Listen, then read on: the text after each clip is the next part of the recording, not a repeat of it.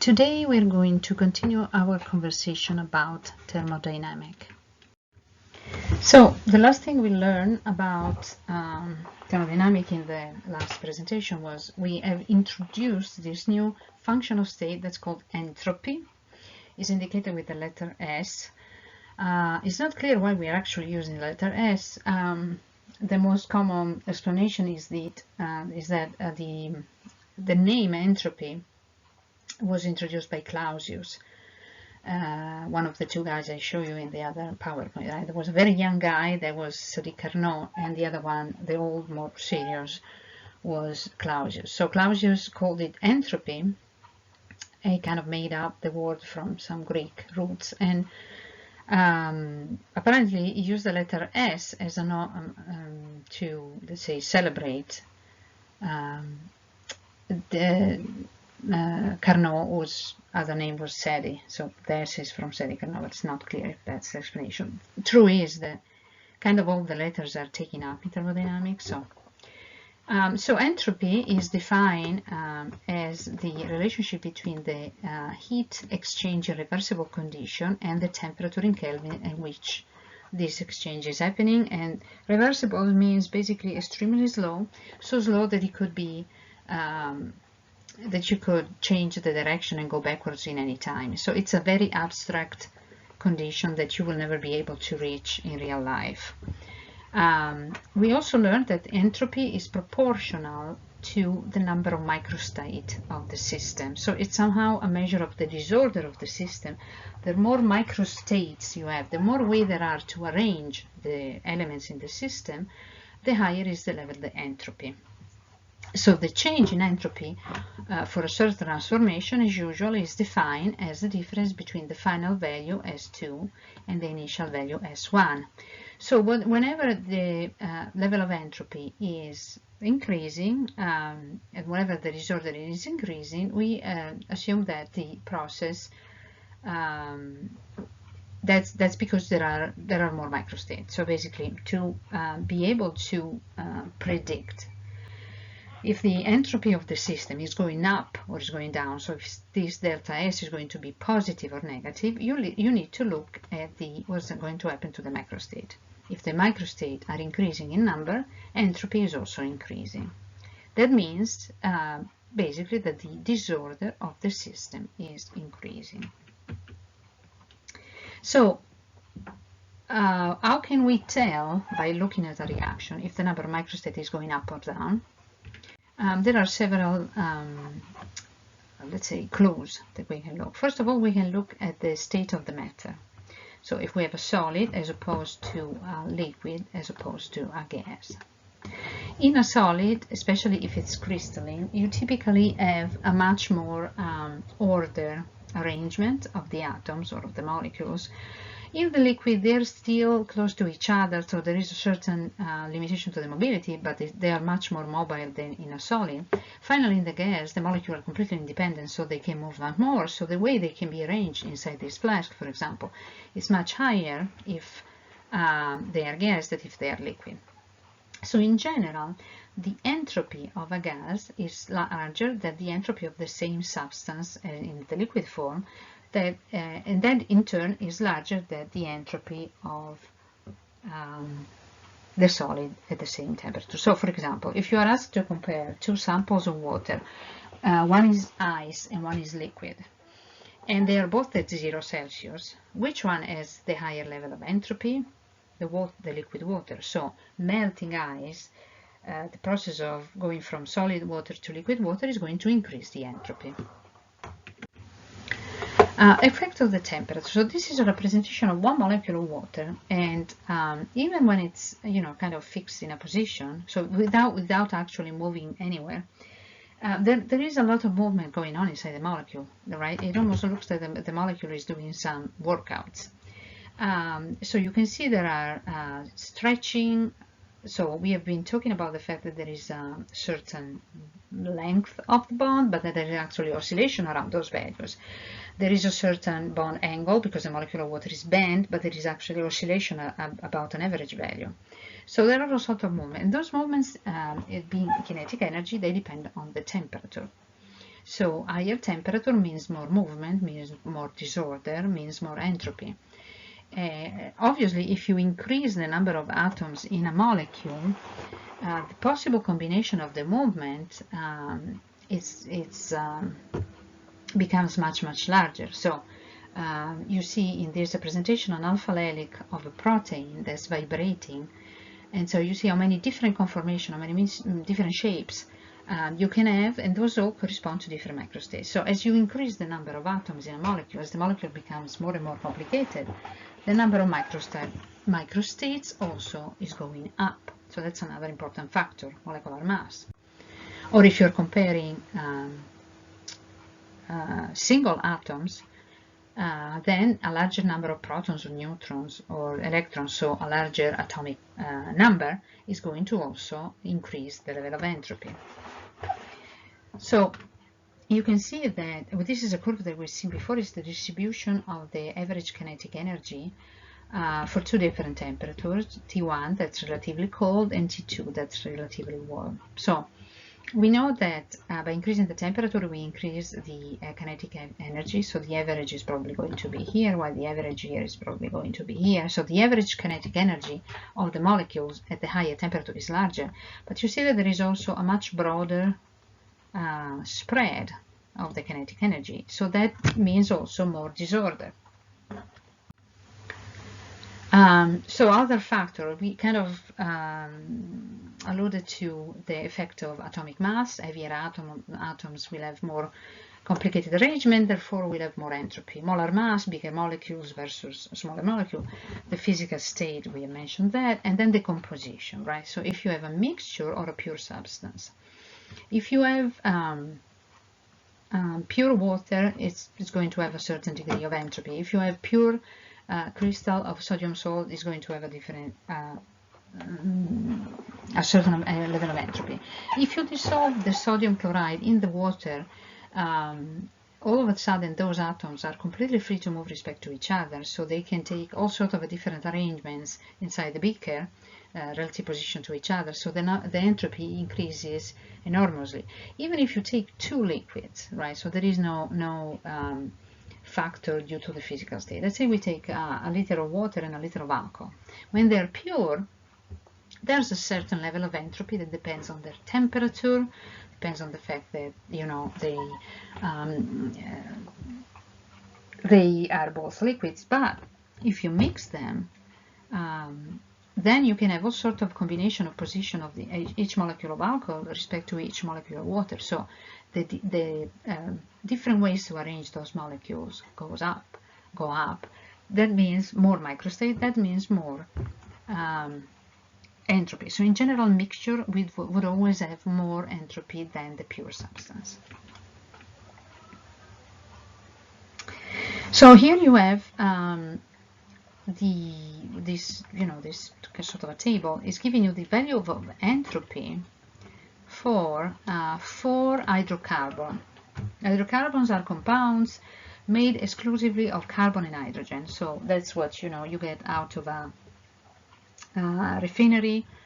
That's what oil, mineral oil is. So you have methane. That's the simplest of all. It's just carbon and 4 hydrogen. This one is ethane. That's just 2 atoms of carbon. 3 atoms of carbon is propane. That's the one that you buy for like grilling and such. And this is butane. That's also used for as a fuel. So you have the level of entropy here. So there are a couple of things that I would like you to pay attention to. First of all, the units, right? So for when we've been talking about internal energy, U, and then we've been talking about enthalpy, H, the units were joules. Actually, to be specific, they were kilojoules. Now we have joules divided Kelvin. So first of all, the values are smaller, so we are using joules. And then the units are inherently different. It's a joule divided a Kelvin. So this needs to be kept in mind when you do and you will do such things. You will do any calculation where you have in the same formula, entropy and enthalpy, you will see that you need to keep in mind that everything needs to be in joules or everything needs to be in kilojoules. The other thing that you may notice is that you have the value, or the absolute value of S. Normally we would talk about delta U, we would talk about delta H. We always say that the internal energy is compounded of so many things that it's impossible to measure the absolute value, and all we can do is measure the change of it. Well, for entropy, we have the absolute value. So we do know the zero of the scale, right? For enthalpy, if you remember, we had to assume an arbitrary zero that was the element, and we assign zero to the entropy of the elements. But for entropy, we have an actual zero, as we will see. So let's see some practical example of question that you get. So here you have 5 different transformations, and there is only one in which you have a decrease in the entropy. That means that the other 4 are going up. So let's look at them one at a time. So A, we have oxygen in both. So you are going to look at left side and right side and ask yourself what's the same. That's not relevant, because if it's the same, it's not going to make any difference. You want to focus on what's different. So you have same molecule, oxygen, same state of matter, gas. What's different is the temperature. If the temperature is going up, this is where the entropy is going to be larger. So here the entropy is going to be increase. That's not what they're asking. So A is wrong. B. What is the same is the molecule, water, but it's a different state. On one side is solid, on one side is liquid, and it's 0 Celsius, so it's the same temperature. So the temperature is not important. What's important is the physical state. So solid versus liquid. So liquid, we said there's more freedom of movement, so it's going to be going up. So this side is the one with a higher entropy, so this is wrong as well. Okay, same thing. What is the same left and right of the arrow? The same species, nitrogen. However, here we have the gas, here we have the liquid, right? So we know that the gas has more entropy than the liquid. The temperature is the same, so it's not relevant. So this time we are going from gas to liquid, so the entropy is going down. So this potentially could be the right answer, but we want to make sure, because this is a test, right? We don't want to lose point. There is enough time. I give you enough time for each question that you really want to go through the whole thing, because once you hit the button, there's no way back, right? So answer D. So if we are correct that C is the right answer, D should be wrong. The entropy should go up. Same compound, ammonia, is going from, the temperature is the same, so what's important is the state of the matter, and it's going from liquid to gas. So yes, it's going up, so I'm confident that this is also the wrong answer. This one is an actual chemical reaction where you're going from E. We are going from hydrogen peroxide, is the decomposition of hydrogen peroxide that we've seen several times in the lab, to water and oxygen.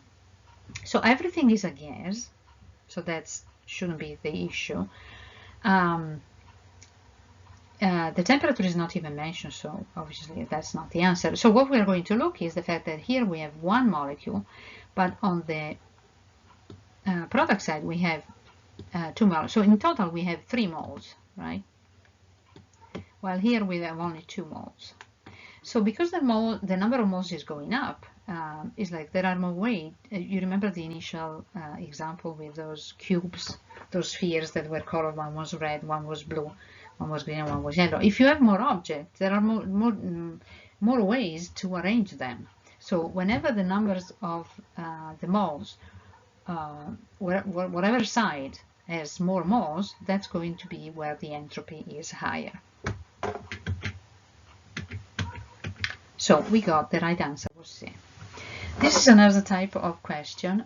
For each of those pairs, you need to pick the side where the entropy is higher. So again, let's focus on what's different. Here you have both gases, 1 mole of each, but the formula is different, that you may overlook. initially, right? So it's important to pay attention to details. So you have SO2 and here you have SO3. So SO3 has a larger molar mass, there are more atoms, therefore there are more of those, you know, bending, oscillation around the those little workouts that we were observing for the water. The more atoms there are in the molecule, the more variation there are to those arrangements. So SO3 is going to have more entropy. Here is CO2 on both sides, 1 mole on both sides, but this one is solid, this one is gas. We learned that gas is always more, is the state with the highest level of entropy. C. This is a bit kind of a mean question, but because there are two things that are different, right? So you may be confused. So on the one hand, we have a different compound. So ozone has 3 atoms and oxygen has 2 atoms. So you may think that because this molecule is bigger, for the same reason we picked SO3 in A, that should be the answer, right? Actually, the answer is this, because you have 3 moles instead of 2. Now, consider that in 1 mole there's a heck of a lot of stuff, right? There is an Avogadro number of units. So having 3 moles instead of 2 increase the number of the units in the sample enormously. Same substance, same amount, one is solid, one is liquid, so liquid has the highest entropy. We kind of figure that much at this point. E, seawater, so it's a solution. What's different is the temperature, higher temperature, more kinetic energy, more movement, more entropy. F, same amount, same state of the matter, the only difference is the molar mass. Fluorine is the smallest. I don't even have to go to the periodic table because at this point I remember that fluorine is the smallest of all. So chlorine necessarily is in the same group, is below. So the molar mass on this side is going to be higher. And therefore the entropy is going to be higher.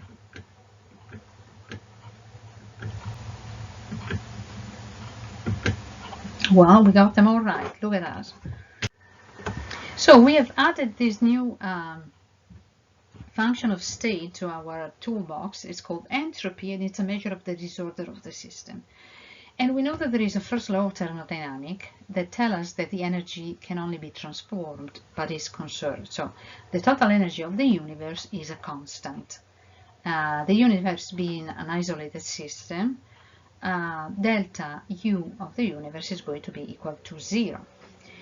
Now, the second law of thermodynamics tells us something quite different and potentially unsettling about entropy. As far as entropy is concerned, the entropy of the universe is going to increase for any spontaneous process. So that's really odd because there is no principle of conservation of entropy. The entropy keeps just going up indefinitely. So the universe is still, even when we're talking about the entropy, we can still consider that the universe is made of the system plus the surrounding. So if the process is spontaneous, the delta S universe, the universe is going to go up. If the process would happen extremely slow, so that we could consider the condition at which it's happening reversible at any point, then it would be equal to 0. But that pretty much never happens in real life. So if we could find a way to determine for a certain reaction, right, if the delta S of the universe is going up, we would be able to tell if that reaction is spontaneous. Now, we have learned how to determine the delta S of the system, right? All those exercises that we were doing where we were looking at a certain transformation like water melting, then is going from solid to liquid, therefore the delta S is increasing. That was the delta S of the system. But if we don't know what's happening to the surrounding, we are not able to tell what is this number, and this is what's going to make the difference, right? So even if we know the delta S of the system being positive or negative, the other big, let's say, unknown is what's going to be the delta S of the surrounding, because we need to combine those two to figure out the sign for the delta S of the universe. So let's consider an example. This is something you might have seen in high school or in middle school maybe. You can do an experiment where you take a large crystallization dish that's basically like a large beaker, and you put a solution that's almost saturated in it, and then you let it sit in a corner of the room for a while, and eventually as the water evaporates you see this formation of the formation of crystals. And if the process is slow enough, you can get really big, nice and neat crystals. So the formation of a crystal is pretty obviously an increase in order, because you go from a solution where the ions are totally independent and very mobile to these crystals in which the position of each atom is extremely defined and fixed. So if the system is getting more order, that means that the change in entropy is negative, right? So the system change in entropy is going to be negative. Still is a spontaneous event, because all we have to do is leave alone the crystallization dish in the room. So how come that we have a spontaneous event in which the order is increasing?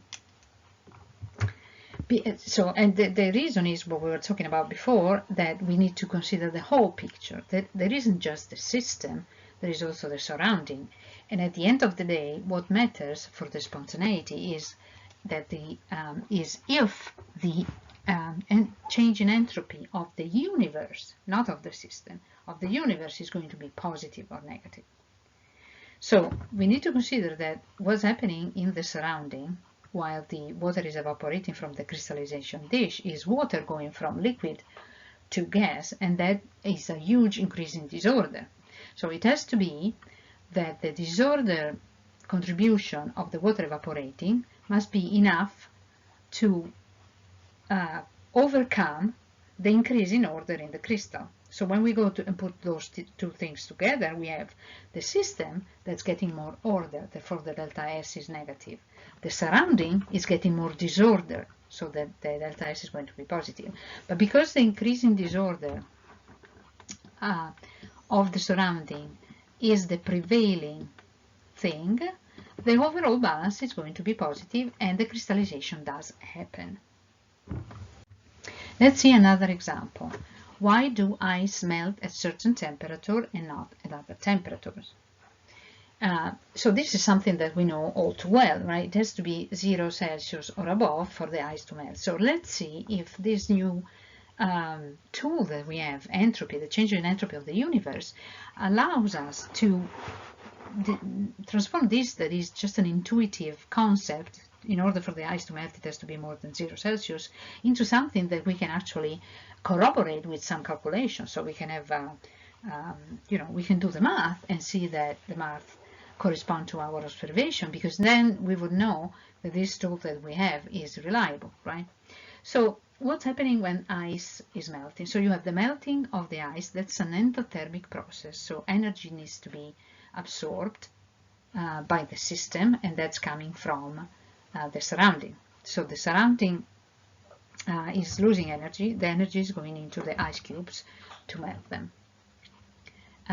Therefore, the surrounding is getting cooler, and the entropy of the surrounding is decreasing, while the entropy of the water is going up, because it's going from solid to liquid, so the disorder is increasing. So, and we know from experience that melting is spontaneous for any temperature above 0. So let's consider what's happening when ice is melting. So first, let's consider the perspective of entropy. So we're going from ice, a lot of order, almost it's what it is, basically a crystal-like structure with an hexagonal symmetry. And we are going into water, which is going to transform into water that's more disorder. So the melting process implies an increase in entropy in the system. Now, because the melting is an endothermic process, water is going to gain energy, and the surrounding is going to lose the same amount of energy, and that amount of energy is 6 kilojoules per mole. So we need to put together those two what's happening in the system and what's happening in the surrounding in order to have the whole picture and determine what's happening in the universe. That will tell us if the phenomenon is spontaneous or not. At this point, we have learned that to understand if a phenomenon is spontaneous, we need to have that the delta S of the universe is going to be larger than 0. However, the delta S of the universe is the result of two components, what's happening in the system and what's happening in the surrounding. So we need to know both of those two components in order to make a decision. Now, how can we calculate that? We can apply the definition of entropy, that is the ratio between the heat exchange and the temperature at which that exchange is happening. So, as far as the system is concerned, you have that the heat exchange is the delta H of fusion. So melting ice is an endothermic process. That means that delta H is going to be positive. The temperature at which the fusion happens is 0 Celsius. That's the normal melting point for water. So T is going to be 0 Kelvin, that's going to be 273. So we can do the math, and we have the delta H that is in kilojoules. We get a much smaller number, so it's convenient to express the result in joules. So do remember that entropy will always be expressed in joules, while you would have the delta H, and then we will see delta G, and that is going to be kilojoules. So there's always going to be an issue in terms of converting joules to kilojoules. Now, can we do the same math for the surrounding? Yes, we can use the same formula. What's going to be different is that the delta H of fusion is going to be, needs to be used with a negative sign. Why? Because the delta H of fusion is the heat that is gained by the system. That's why it was positive. But where is it coming from? It's coming from the surrounding, and the surrounding is losing that heat. So from the point of view of the surrounding, those 6 kilojoules per mole are negative. So that's the first thing. The second thing is the temperature. The temperature of the surrounding can be many different numbers. We can have the ice inside a freezer where the temperature is -10. We can have it in a bowl of water where the temperature is going to be 0 in the room, or we can put it on the counter in a room where the temperature is +10 Celsius. So the temperature can be different depending on the circumstances. So if we make that adjustment for the delta H of fusion being negative, we will be able, and we know the temperature, we will be able to calculate the delta S of the surrounding. So we're going to do the math for 3 different temperatures. So we're going to do the math for -10, that would be ice in the fridge, in which case the temperature becomes 263 Kelvin. And then we're going to do the math for +10 Celsius, so 283 Kelvin. And then we are doing the math when we have exactly the 0 Celsius. That would be 273 Kelvin. So the first part of the calculation is always going to be the same, because the temperature of melting ice is always going to be 0 Celsius. What's going to be different, so you have this side of the, for each calculation, this component is always to be the same. What's going to be different is the temperature. So when we have 273 Kelvin, this is coming out as -22, so the total result for C is going to be a big 0. That means that what that means is that in this condition we are at equilibrium. The reaction is going in both directions. Some ice is melting, but the same amount of water is freezing. So there is no change in entropy. If the temperature is higher than the melting point, the balance is coming out positive. That means that the process is spontaneous.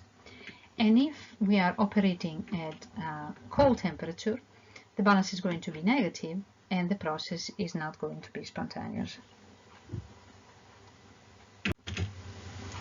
So let's use this approach to study another spontaneous phenomenon that we are familiar with.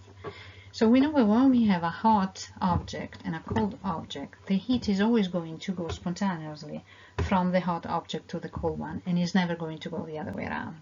So can this type of calculation that we've been doing for the melting ice also be useful to verify with numbers that one of the two processes is spontaneous and the other one is not?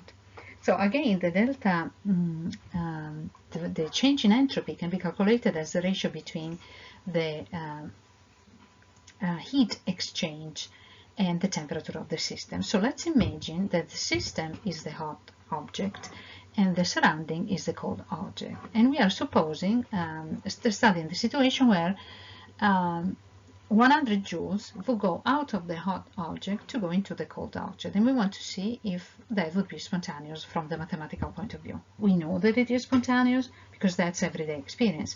We just want to verify that with the calculation, right? So those 100 joules are lost by the system because they're coming out of it. So they are going to be negative from the perspective of the system. So when we put them in the formula, we are using a minus sign. From the perspective of the surrounding, they're going to be acquired, so it's going to be positive. So when we do the math, right, and we've been using simple numbers, the overall balance is going to be positive. So this tells us that this transfer of heat is going to be spontaneous. Now let's see what the math would be if we would consider the opposite. 100 joules coming out of the surroundings and going into the hot object. Okay, so now the flux of heat is going the opposite way. We're still considering that the system is the hot object and the surrounding is the cold object, because we want to be consistent with the other slide, right?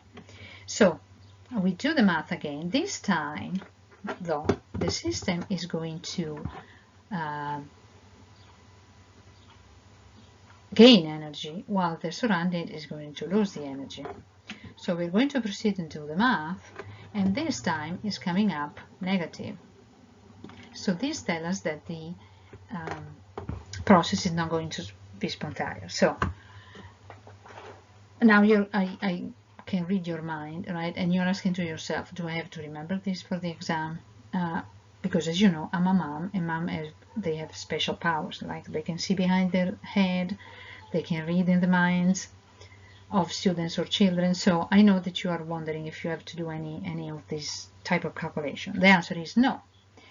The reason we are doing this is to show you that this approach is in fact capable of explaining if certain transformation will be spontaneous or not. If we test it against something that we know already if it's spontaneous or not, then and we get a consistent result, then we should feel confident to use it in general, even for situations where we don't know a priori if something is spontaneous or not, because we have verified that it works.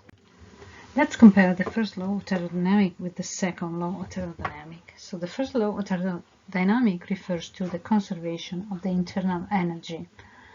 The universe, being an isolated system, will have a constant level of internal energy. Therefore, any change for an isolated system would be zero. For the entropy instead, the entropy of the universe is in constant increase. So the first law of thermodynamics mostly deals with the quantity of energy. So the internal energy cannot really be increased or cannot be decreased. It's a constant. There is a conservation in the universe. This rules out the possibility to build a perpetual motion machine of the first kind. That would be a perpetual motion machine that does not require energy to be started. The second law of thermodynamics instead states that the entropy of the universe is in constant increase.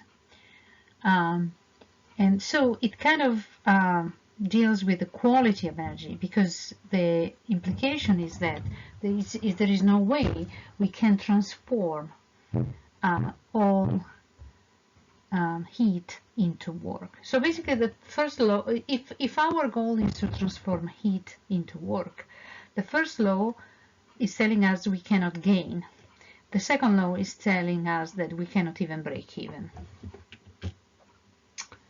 There is in theory also a zeroth law that means that that refers to the fact that if two objects are in thermal equilibrium, so basically that they are touching each other and therefore they are at the same temperature, and they are also in equilibrium with the third one, then they are all in thermal equilibrium with each other. So it's A and B have the same temperature, and A and C have the same temperature, then B and C have the same temperature. So it's a sort of a transitive property.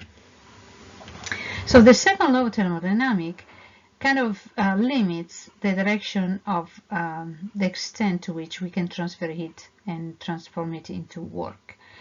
And so it puts a limit to the efficiency of a heat engine being something that's trying to transform heat into work. So the efficiency is symbolized by the Greek letter E. And so the basically the situation is similar to someone trying to extract energy from a waterfall, right?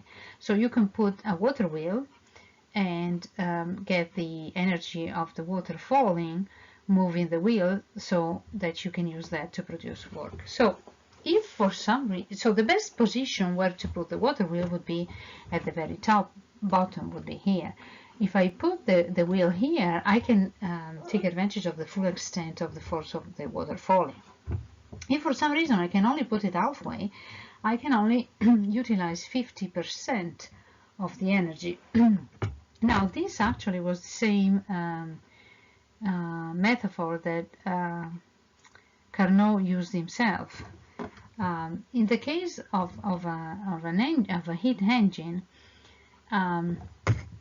what Carnot was trying to point out is that for any engine to repeatedly convert heat into mechanical work, it's necessary to have a difference in temperature, what he would call a temperature differential, to exist. So there has to be a difference between the two temperatures, in this case 600 Kelvin and 300 Kelvin. So the amount of work that you can extract is going to be limited by the amount of heat that's going to be delivered to the reservoir.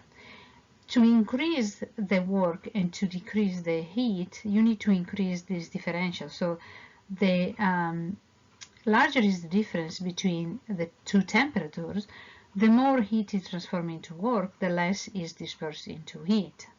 So in theory, to be able to transform all heat into work, you would have to take advantage of the full extent of the differential. So you would have to be able to use a reservoir that is 0 Kelvin, in which case you would have 100% of the heat transformed into work and nothing sort of wasted into the heat transferred to the reservoir. But that's impossible because we cannot reach 0 Kelvin. So there are different ways to express the second law of thermodynamics, and I'm going to go through the most common one.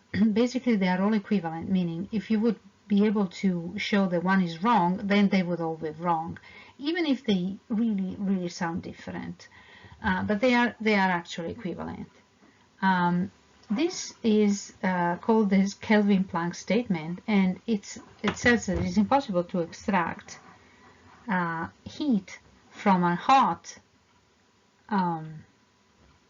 object and use it 100% to do work. There's always going to be a certain amount that's going to be sort of wasted, if you want, as heat that's going into a cold reservoir. There's also called typically a low temperature sink.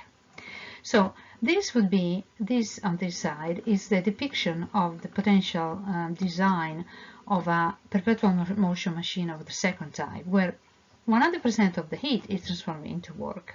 This could happen only if the cold reservoir would be at 0 Kelvin. That's impossible.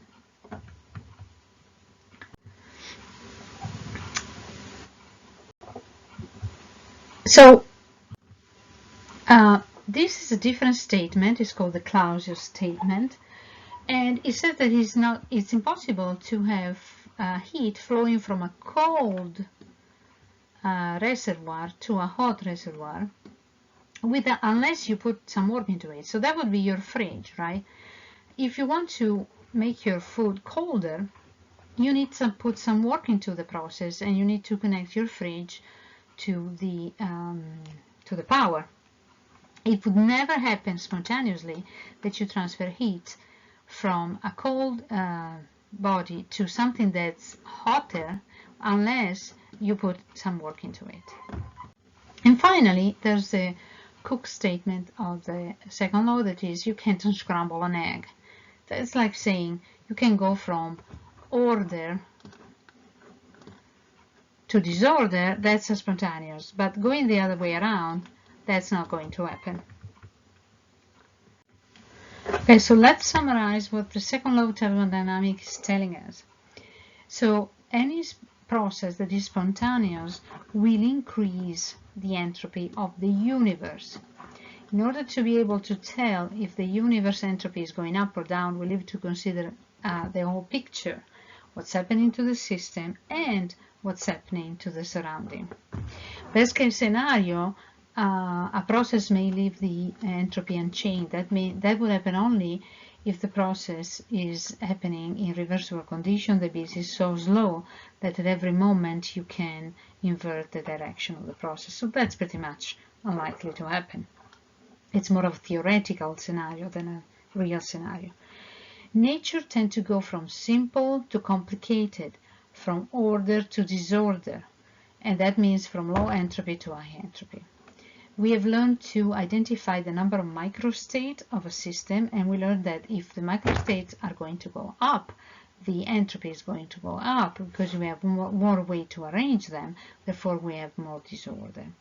And the most important thing is it's impossible to completely convert heat into work, so to kind of shatter the illusion the delusions of the industrial evolution that you could build a perpetual machine of the second order. I would like to end this PowerPoint by inviting you to go and watch this video on YouTube about perpetual motion machines.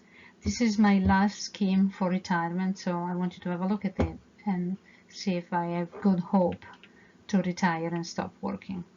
See you at the next PowerPoint.